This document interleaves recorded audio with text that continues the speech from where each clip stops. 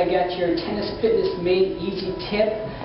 What I'm going to share with you today is one of the primary muscles in the hips that we really need to stretch, especially in today's chair-borne society. A lot of us are at the desk seated for X amount of hours, and so when you're seated at the desk, your hip flexors are very tight.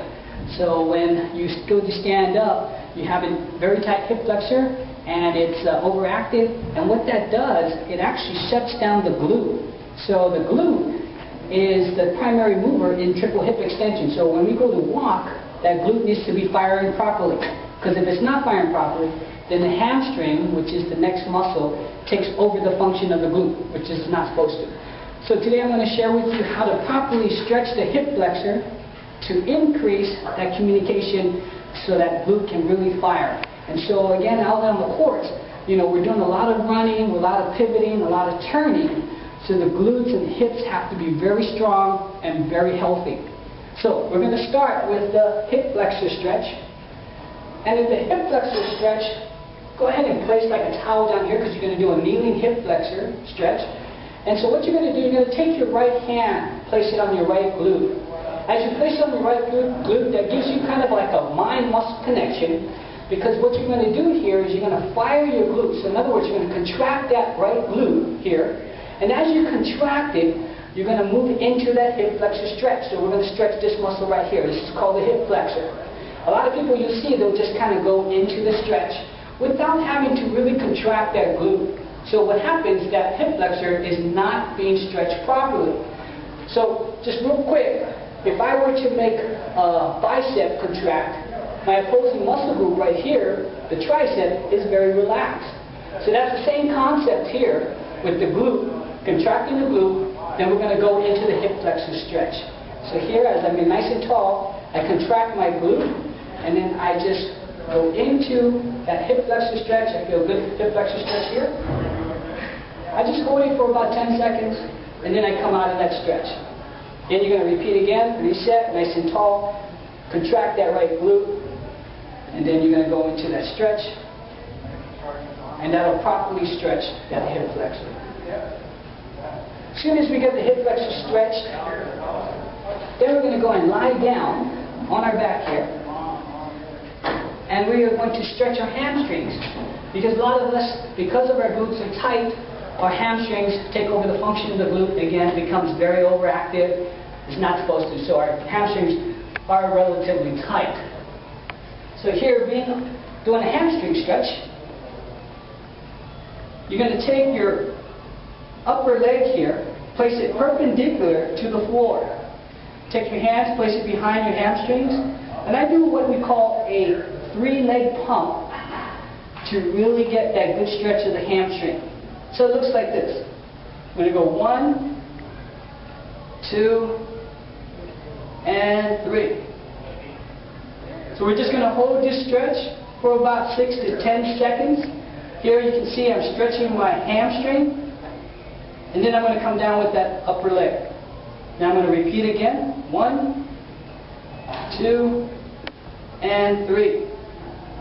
Notice again just a tad bit more range of motion that allows what we call soft tissue extensibility of the hamstring, properly stretching the hamstring. So you want to do that about 3 times. From there, we're going to go into what we call a single leg bridge. Now, we're really going to get, since we stretched the hamstring here, and stretch our hip flexor, now our glute is ready to fire and be strengthened properly.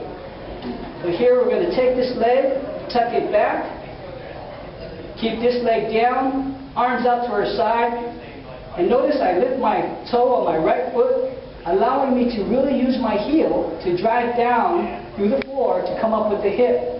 By doing so, that's going to activate and strengthen that glute. So here it looks like this. You're going to push down through the heel to come up with that glute. So as I come up, I exhale,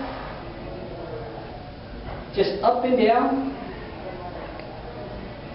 We want to do this for about 20 repetitions. As soon as you're done, then you would do the left side.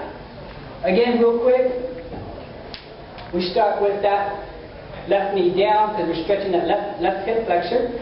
So place your hand on that left glute, nice and tall. Contract that left glute. Go into that stretch, stretching that left hip flexor properly. Again, we come out of it. So we're only holding about 6 to 10 seconds. Then we're going to repeat that again. Do that about 2-3 times. Then we're going to get on the floor here.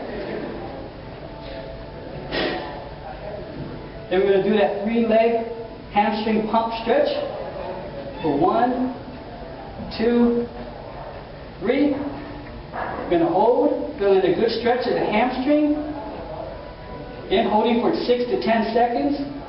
Then we're going to come back down. We're going to repeat that again. 1, 2, 3. Hold. We're going to repeat that about 3 times. And then we go ahead and do that single leg bridge. So I'm going to come up with the right leg this time. Arms out to my side, palms up.